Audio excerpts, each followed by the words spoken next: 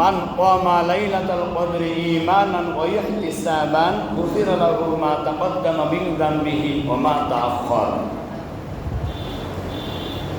বিশ্বনবীজি মুহাম্মদুর রাসূলুল্লাহ সাল্লাল্লাহু আলাইহি ওয়াসাল্লাম ইরশাদ ফরমাইছেন,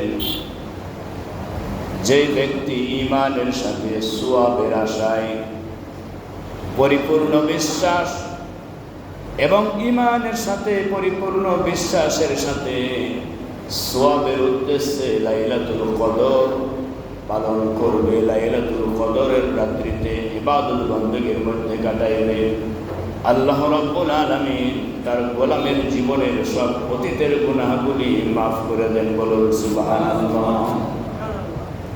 এটি হচ্ছে একটি পাওয়া, এটি হচ্ছে একটি পুরস্কার যা আল্লাহ তাআলা বান্দার জীবনের সব গুনাহগুলিকে তার রহমতের মেশিনের মধ্যে ভরে দিয়া আল্লাহ রাব্বুল আলামিন বান্দার জীবনের সব গুনাহগালাকে নেকিতে পরিবর্তন করে দেন। বলুন সুবহানাল্লাহ। কি বলেন, এটি বিশেষ পাওয়া না? অবশ্যই বিশেষ একটি পাওয়া। আল্লাহর নবী মুহাম্মদুর রাসূলুল্লাহ সাল্লাল্লাহু ইরশাদ ফরমাইছেন, আল্লাহর নবী মুহাম্মদুর রাসূলুল্লাহ সাল্লাল্লাহু আলাইহি সাল্লাম বলেছেন, তোমরা রমজান মুবারক মাসের শেষ দশকে ইবাদত বন্দেগীর মধ্যে কাটাইবে এবং শেষ দশকের বিজয় রাত্রিগুলো ইবাদত বন্দেগীর মধ্যে কাটাবে। যেই ব্যক্তি লাইলাতুল কদরকে পেয়ে যাবে, আল্লাহ রাব্বুল আলামিন ওই লাইলাতুল কদরের মর্যাদা, ওই লাইলাতুল কদরের সওয়াব ফজিলত থেকে আল্লাহ রাব্বুল আলামিন তার বান্দাকে বঞ্চিত করবেন না। লাইলাতুল কদর যেন হাত ছাড়া হয়ে না যায়, লাইলাতুল কদর যেন আমাদের কাছ থেকে ছুটে না যায়। বিশ্বনবী রমজানের শেষ দশক ইবাদত বন্দেগীর মধ্যে কাটাইতেন। শেষ দশকের মধ্যেও বিজয় রাত্রিগুলো বিশ্বনবী সাল্লাল্লাহু আলাইহি ওয়াসাল্লাম তিনি ইবাদত বন্দেগীর মধ্যে এই সময়টাকে অতিবাহিত করতেন, কারণ এই লাইলাতুল কদর যেন হাতছাড়া হয়ে না যায়। বিশ্বনবী মুহাম্মদুর রাসূলুল্লাহ সাল্লাল্লাহু আলাইহি ওয়াসাল্লাম তিনি তার সাহাবায়ে কিরামদেরকে নিয়ে বসে গল্প করতেছেন আর বলতেছেন, বনে ইসরাইলের বিশিষ্ট চারজন ব্যক্তির বিষয়ে গল্প করতেছিলেন, চারজন নবীর সম্পর্কে গল্প করছিলেন। হযরত আইয়ুব আলাইহিস সালাতু ওয়াস সালাম, হযরত জাকারিয়া আলাইহিস সালাতু ওয়াস সালাম, হযরত হিজকিল আলাইহিস সালাতু ওয়াস সালাম এবং হযরত ইউসা আলাইহিস সালাতু ওয়াস সালাম সম্পর্কে আলোচনা করছিলেন। বিশ্বনবী বলছিলেন, বনে ইসরাইলের এই চারজন নবী বিশেষ করে তারা 83 বছর ধরে আল্লাহ রাব্বুল আলামিনের গোলামি এমনভাবে করেছেন, চোখের পলক পরিমাণ পর্যন্ত তারা নাফরমানি করে নাই। সুবহানাল্লাহ বলেন।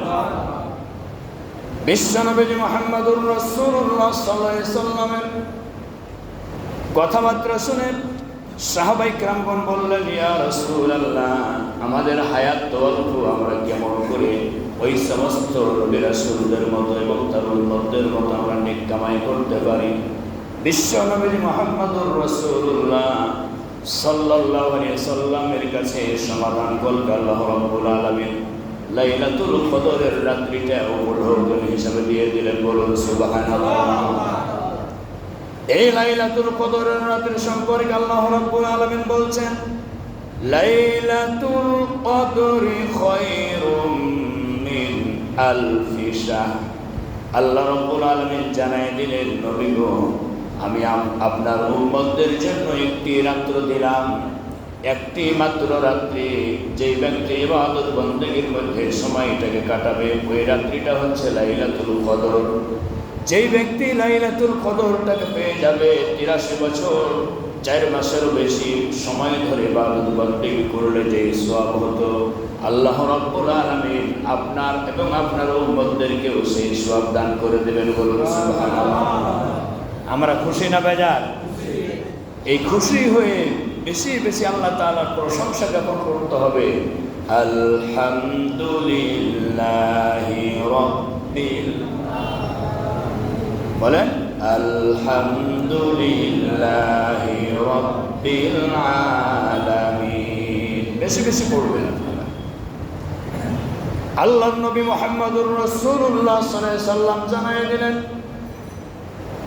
আল্লাহর নবী বলেন, ইযা কানা লাইলাতুল কদরি নাযালা জিবরাইল আলাইহিস সালাতু ওয়াস সালাম ফি কাবকাবাতিন মিনাল মালায়েকা ইউসাল্লুনা আলা কুল্লি আবদিন কায়িমিন আও কাঈদিন ইয়াযকুরুল্লাহ আযজা ওয়া জাল্লা। হযরত আনাসের বর্ণনা, বিশ্বনবী মুহাম্মদুর রাসূলুল্লাহ সাল্লাল্লাহু আলাইহি সাল্লাম বলেছেন, লাইলাতুল কদরের রজনীতে হযরত জিবরিল আমিন আলাইহিস সালাতু ওয়াস সালামের নেতৃত্বে একদল রহমতের ফেরেশতারা সবুজ পতাকা ধারণ করে প্রত্যেকটা ইমানদার বান্দা বান্দি মুমিন মুসলমান বান্দা বান্দিদের বাড়িতে বাড়িতে যে যেখানে ইবাদত বন্দেগীর মধ্যে অবস্থান করে প্রত্যেকের কাছেই তারা সেখানে গমন করে বলুন সুবহানাল্লাহ। রহমতের বার্তা নিয়ে, শান্তির বার্তা নিয়ে, জাহান্নাম থেকে মুক্তির বার্তা নিয়ে, জান্নাতের খোঁজ খবর নিয়ে আল্লাহ রাব্বুল আলামিনের ফেরেশতারা আগমন করেন। আল্লাহ রাব্বুল আলামিন বলছেন, তানাজ্জালুল মালাইকাতু ওয়ার রূহু ফিহা বিইذনি রাব্বিহিম মিন কুল্লি আমরিন সালাম। সূরা কদর কোন সূরা? যাদের জানা আছে পড়বেন, ঠোঁটের সাথে ঠোঁট মিলাবেন। হিয়া হাত্তা মাতলাইল ফাজর। আল্লাহ রাব্বুল আলামিন জানায় দিলেন, আমার ফেরেশতারা ফজর পর্যন্ত দুনিয়ার জমিন অবস্থান করতে থাকে, সব পর্যবেক্ষণ করতে থাকে। আল্লাহর কোন গোলাম বিপদে পড়ে আল্লাহর কাছে চায়, আল্লাহর কোন গোলাম জাহান্নাম থেকে মুক্তি চায়, আল্লাহর কোন গোলাম গুনাহ করেছে হতাশ হয়ে যাচ্ছে, আল্লাহ রাব্বুল আলামিনের ফেরেশতারা সব কিছু দেখতে থাকে এবং সকাল পর্যন্ত থাকার পরে আল্লাহ রাব্বুল আলামিনের দরবারে ফিরে চলে যায়। বলুন সুবহানাল্লাহ। সম্মানিত উপস্থিতি, আমার প্রিয় ভাইরা, এই লাইলাতুল কদর সম্পর্কে আল্লাহর নবী মুহাম্মদুর রাসূলুল্লাহ সাল্লাল্লাহু আলাইহি সাল্লাম কি মেসেজ দিয়েছেন? একটি মাত্র রাত্রতে লাইলাতুল কদর যে রাত্রিটা পেয়ে যাবে, বিশ্ব নবীজিকে আল্লাহ রাব্বুল আলামিন নির্দিষ্ট করে দেন নাই, বিধায় আমরাও কেউ নির্দিষ্ট করে নিব না। রমজানের শেষ দশক ইবাদত বন্দেগী করতে থাকতে হবে, রাত্রিকালীন ইবাদতের মধ্যে কাটাতে হবে এবং বিজয় রাত্রিগুলো যেন আমাদের কাছ থেকে হাতছাড়া হয়ে না যায়। যদি আমরা রমজানের শেষ 10টি রাত্র ইবাদত বন্দেগী করতে পারি, আমার প্রিয় ভাইয়েরা, আমাদের কাছ থেকে কি লাইলাতুল কদর হারিয়ে যাবে নাকি? কোশ্চিন কালেও হারার সুযোগ নেই। বিশ্বনবী মুহাম্মদুর রাসূলুল্লাহ সাল্লাল্লাহু আলাইহি সাল্লাম সে আমলটাই করেছেন যাতে করে লাইলাতুল কদর নবীর কাছ থেকে ছুটে না যায়। সুবহানাল্লাহ। তবে আমাদের দেশে বিশেষ করে আমরা একটি মাত্র রাত্রি নির্দিষ্ট করে নিয়েছি, ঠিক না ঠিক? এটা শরীয়তে কোরআন সুন্নাহর কোথাও নাই নির্দিষ্ট রাত।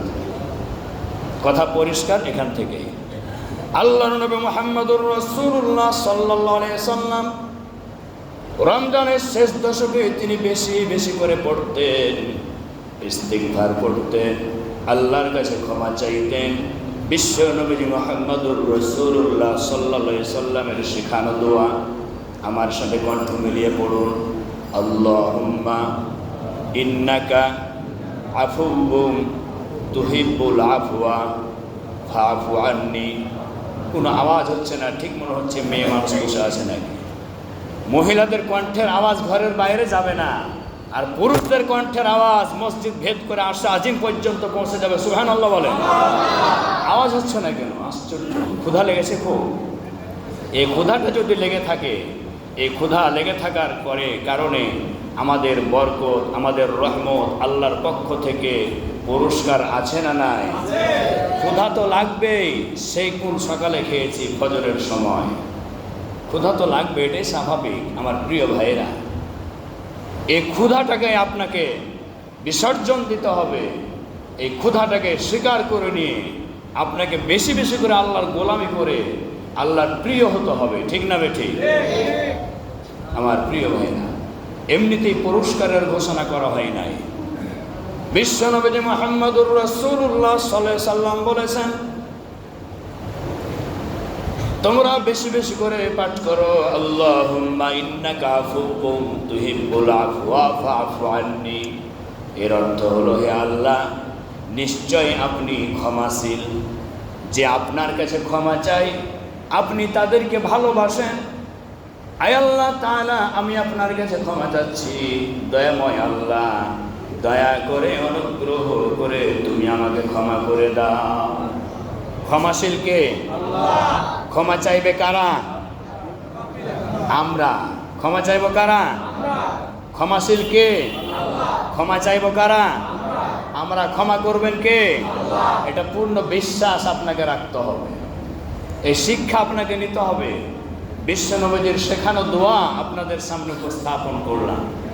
আল্লাহুম্মা ইন্নাকা আফুউন তুহিব্বুল আফওয়া ফাআফু আন্নি।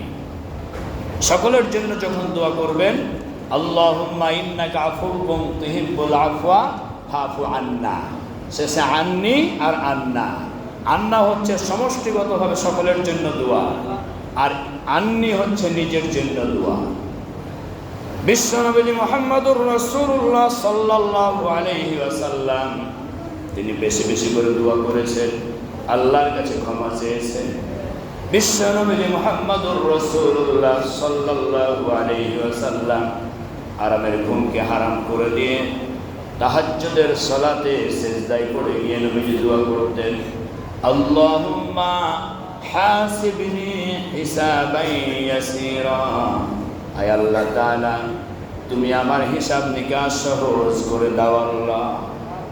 বিশ্বনবী দোয়া করতেন সহজ হিসাবের জন্য, জাহান্নাম থেকে বাঁচার জন্য, হাসরের মাঠে সেই কঠিন পরিস্থিতির বিপদ থেকে মুক্তি পাওয়ার জন্য বিশ্বনবী সাল্লাল্লাহু আলাইহি সাল্লাম দোয়া করতেন, আল্লাহুম্মা হাসিবনি হিসাবান ইয়াসীরা।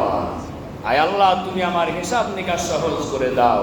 নবীজি দোয়া করতেন সহজ হিসাবের জন্য দোয়া। আর আমরা এতই পাপী, এতই গুনাহগার হওয়ার পরেও আমরা সহজ হিসাবের জন্য দোয়া করতে হবে, গুনাহ থেকে মুক্ত হওয়ার জন্য, কবরের আযাব থেকে মুক্ত হওয়ার জন্য দান খয়রাত করতে হবে। এই সমস্ত কিছু শিক্ষার প্রয়োজন বুঝি আমাদের নেই? আছে না নাই? আছে। সম্মানিত উপস্থিতি আমার প্রিয় ভাই, আল্লাহ রাব্বুল আলামিন এই কোরআনুল কারীম নাজিল করেছেন। এই কোরআনুল কারীম বিশ্ব নবীজি সাল্লাল্লাহু আলাইহি সাল্লাম লাইলাতুল কদরে বেশি বেশি করে কোরআন তেলাওয়াত করতেন সালাতের মধ্যে। লাইলাতুল কদরের আমল, আপনি যদি সালাত আদায় করেন, 8 রাকাত সালাত আদায় করবেন। কয় রাকাত? 2 রাকাত করে 8 রাকাত সালাত আদায় করবেন।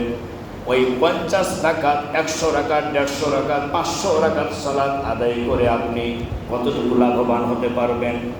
ওই ঠোকর মারা যদি সেজদা দেন, উঠেন আর বসেন, এই ঠোকর মারা সেজদা দেওয়াতে কোনো ফায়দা হাসিল হবে না। হবে নাকি? বিশ্বনবী সাল্লাল্লাহু আলাইহি ওয়াসাল্লাম বলেছেন, তোমরা ঠোকর মারা নামাজ পড়িও না। ঠোকর মেরে যেমন মুরগিতে খায়, এই ঠোকর মারা নামাজ পড়িও না। ঠোকর মারা মুসল্লি আছে না নাই? সম্মানিত উপস্থিতি, 8 রাকাত সালাত আদায় করবেন লাইলাতুল কদরকে সামনে রেখে। 2 রাকাত করে পড়বেন অথবা 4 রাকাত পড়বেন সালামে। তাহলে এই 2 রাকাত করে যদি পড়েন, ধরুন আপনার সূরা মুখস্থ নাই, 2, 3টা 4টা মুখস্থ আছে। যার যেটা মুখস্থ আছে একটু বলে দেই। ধরুন সূরা ফাতিহার পরে আপনি পড়ছেন, কোনটা বলবো, ইন্না আতাইনাকাল কাউসার, ছোট সূরা নাকি, এটা মুখস্থ আছে। সূরা ইখলাস, কুল হুয়াল্লাহু আহাদ মুখস্থ আছে। আছে না নাই? কার নাই হাত তোলেন তো দেখি। আলহামদুলিল্লাহ, একজনের নাই, হয়তো সে বুঝতে পেরেছে। তাহলে যেই সূরা আপনার মুখস্থ আছে, আল্লাহ তাআলা বলছেন ফাকরাউ মা তায়াসসারা মিনাল কুরআন, কোরআন পড়ো, যেই জায়গাটা তোমার জন্য সহজ হবে, যেই তেলাওয়াতটা তোমার জন্য সহজ এবং সাবলীল হবে, সেই জায়গাটা থেকে তেলাওয়াত করো। তাহলে আপনার এই দুটো সূরা মুখস্থ আছে। প্রথম রাকাতে সূরা ফাতিহার পরে পড়লেন ইন্না আতাইনাকাল কাউসার, অথবা মুখস্থ আছে লিইলাফি কুরাইশিন, যেটাই হোক। দ্বিতীয় রাকাতে আবার উঠে সূরা ফাতিহার পরে কুল হুয়াল্লাহু আহাদ পড়লেন, 2 রাকাত পড়লেন, সালাম ফিরাবেন। পারবেন না পড়তে? জি। তবে প্রথম রাকাতে সূরা ফাতিহা পড়ার পরে যদি ইচ্ছে করেন যে সূরা কাউসার বা লিইলাফি কুরাইশিন বারবার পড়বেন, পড়তে পারবেন, সমস্যা নাই। অর্থাৎ সালাতটাকে আপনাকে লম্বা করতে হবে। দাঁড়িয়ে থেকে সালাত আদায় করছেন, যখন দেখবেন আপনার শরীর ক্লান্ত বোধ চলে আসছে, ক্লান্ত হয়ে পড়ছে, তখন আপনি রুকুতে যান। রুকুতে গিয়ে রুকুটাকে লম্বা করে দেন। সেই রুকুর তাসবিহ সুবহান রাব্বিয়াল আযীম পড়তে পারবেন না? জি আমার প্রিয় ভাইরা, সুবহান রাব্বিয়াল আযীম সুন্দর করে পড়বেন। সুবহান রাব্বিয়াল আযীম, সুবহান রাব্বিয়াল আযীম বলুন, সুবহান রাব্বিয়াল আযীম। এইরকম ভাবে সুন্দর করে করে পড়বেন, যত মন চাই যতবার চাই পড়বেন। এরপরে যখন রুকুতে হাত দিয়ে থেকে থেকে খাসতে যাবেন, মনে হচ্ছে ক্লান্ত হয়ে যাচ্ছেন, রুকু থেকে এবার দাঁড়িয়ে যান। সামি আল্লাহু লিমান হামিদা, রব্বানা লাকাল হামদ হামদান কাসীরান তাইয়িবান মুবারাকান ফীহি। এই দোয়াটি পাঠ করবেন যদি পারেন। 30 জন ফেরেশতাকে আপনার নেকি লেখার জন্য আল্লাহ নিযুক্ত করে দেন। সুবহানাল্লাহ বলেন। কতজন ফেরেশতা? 30 জন ফেরেশতাকে নিযুক্ত করে দেন। এরপরে রুকুতে থেকে দাঁড়িয়ে গেলেন, সেজদায় চলে যাবেন। সেজদায় চলে গিয়ে তাসবিহ পড়বেন যতবার মন চায়। এক সেজদা দিয়ে উঠে ভালোভাবে বসবেন। আল্লাহুম্মা গফিরলি ওয়ারহামনি ওয়াহদিনি ওয়াআফিনি ওয়ারযুকনি। সুবহানাল্লাহ বলেন। বিশ্বনবী মুহাম্মদুর রাসূলুল্লাহ সাল্লাল্লাহু আলাইহি সাল্লাম দোয়া করেছেন, আল্লাহুম্মা গফিরলি, আয় আল্লাহ তুমি আমাকে ক্ষমা করে দাও, ওয়ারহামনি তুমি আমার উপরে রহম করো, ওয়াহদিনি তুমি আমাকে হেদায়েত দাও, ওয়াআফিনি তুমি আমাকে সুস্থতা দাও, ওয়ারযুকনি তুমি আমাকে রিজিক দিয়ে দাও। বিশ্বনবী সাল্লাল্লাহু আলাইহি সাল্লাম কি চমৎকার দোয়া করেছেন। এরকম ভাবে আপনি নামাজটাকে সালাতটাকে লম্বা করবেন। 8 রাকাত সালাত আদায় করতে আপনার 1 ঘন্টা 2 ঘন্টা লাগুক, প্রয়োজন আপনি সাহারির আগ পর্যন্ত পড়ুন। সম্মানিত উপস্থিতি, সালাতটাকে লম্বা করবেন। আল্লাহ রাব্বুল আলামিন বললেন, উতুল মা উহিয়া ইলাইকা মিনাল কিতাব। আল্লাহ তাআলা বলছেন, নবী আপনার উপর আমি যে কোরআন নাজিল করেছি সেই কোরআন আপনি তেলাওয়াত করুন। সুবহানাল্লাহ। সেই কোরআন আমাদের কাছে আছে, আমাদেরকেও কোরআন তেলাওয়াত করতে হবে। বসে বসে কোরআন পড়বেন, নামাজে দাঁড়িয়ে থেকে তেলাওয়াত লম্বা করবেন। যে যে সূরাগুলি মুখস্থ আছে সালাত আদায় করার পরে বসে বসে সূরাগুলি পড়বেন। আল্লাহর নবী কি চমৎকার মেসেজ দিয়েছেন, যে ব্যক্তি লাইলাতুল কদরকে উদ্দেশ্য করে কোরআনুল কারীম থেকে একটি হরফ পড়বে 10টি নেকি পাবে। কয়টি? 10টি নেকি পাবে। সেই রাত্রটি যদি লাইলাতুল কদর হয়ে যায়, তাহলে একটি হরফ পড়েছেন 10টি নেকি পেয়েছেন। 83 বছর ধরে ওই একটি হরফ পড়লে যে সওয়াব হতো, ওই সওয়াব আল্লাহ রাব্বুল আলামিন বান্দার আমলনামায় দিয়ে দেন। এটি ইসলাম। কি চমৎকার ইসলাম আমরা পেয়েছি, কি বলেন? ভালো লাগে না?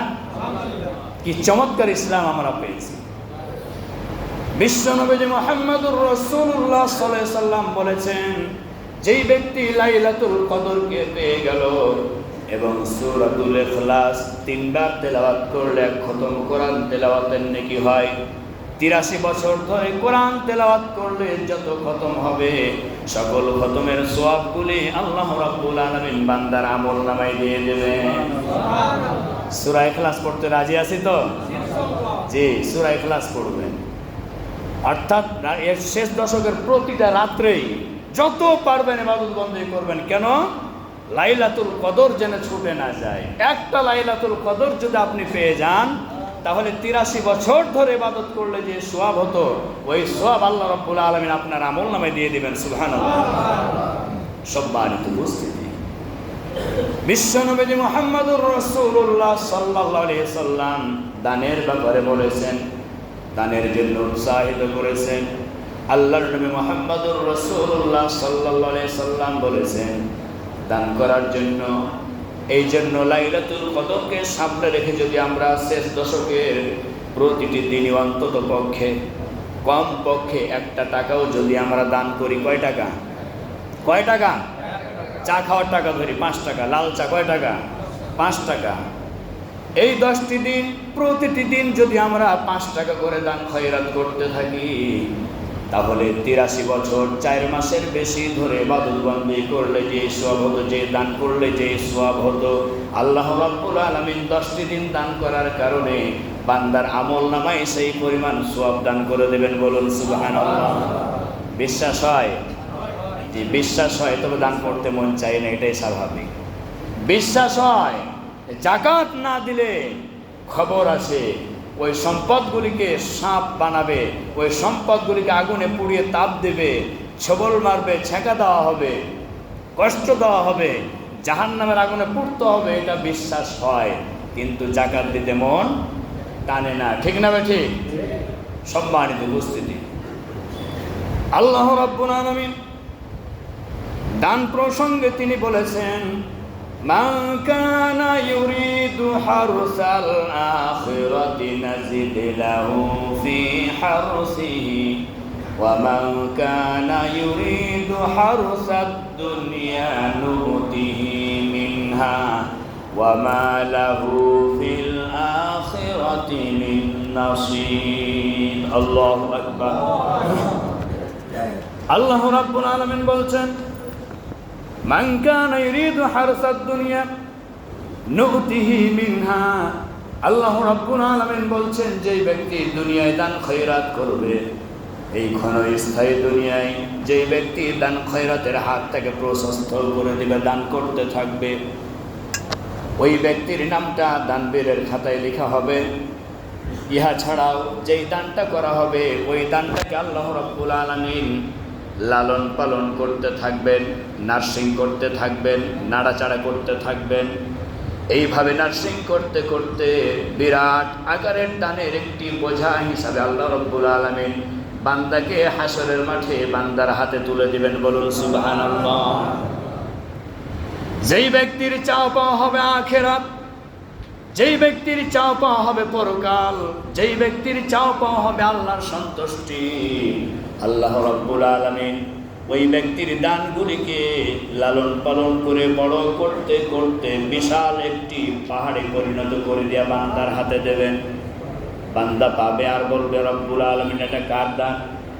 আল্লাহ বলবেন, বান্দা তুমি দুনিয়াতে মুক্ত হস্তে দান করেছিলে, খোলা মনে দান করেছিলে, যেই দান তুমি করেছিলাম সেই দান আমার কাছে খুব পছন্দনীয় হয়েছে, যার জন্য আমি আল্লাহ রাব্বুল আলামিন ওই দানগুলিকে লালন করেছি, পালন করেছি, নার্সিং করেছি, বড় করেছি। আজকে পুরো দানের পাহাড়টাই হচ্ছে তোমার প্রাপ্য। যারা বলুন সুবহানাল্লাহ। পক্ষান্তরে যেই ব্যক্তির চাওয়া পাওয়া হবে কেবলমাত্র দুনিয়া, শুধুমাত্র দুনিয়ার দুনিয়া, যেই ব্যক্তির চাওয়া পাওয়া হবে দুনিয়া, আল্লাহ রাব্বুল আলামিন বলেছেন ওই ব্যক্তিকে আমি আল্লাহ তাআলা দুনিয়াতে দিয়ে দেব পাহাড় সম্পদ সম্পত্তি। অর্থাৎ আল্লাহ রাব্বুল আলামিনের কাছে যেই ব্যক্তির চাওয়া পাওয়া শুধু দুনিয়াই হবে, আল্লাহ রাব্বুল আলামিন বলছেন তাকে দুনিয়াতে দিয়ে দেব। ওই ব্যক্তি হবে আখিরাতের জীবনে বড় নিঃস্ব। বলুন নাউজুবিল্লাহ। বড় নিঃস্ব হয়ে যাবে। জি বাবাজি বসেন। সেই ব্যক্তি বড় নিঃস্ব হয়ে যাবে। আর যেই ব্যক্তির চাওয়া পাওয়া হবে আখিরাত, আল্লাহ রাব্বুল আলামিন বলছেন আমি আল্লাহ রাব্বুল আলামিন তাকে আখিরাতে দান করব। বলুন সুবহানাল্লাহ। আমাদের চাওয়া পাওয়া দুনিয়া না আখিরাত?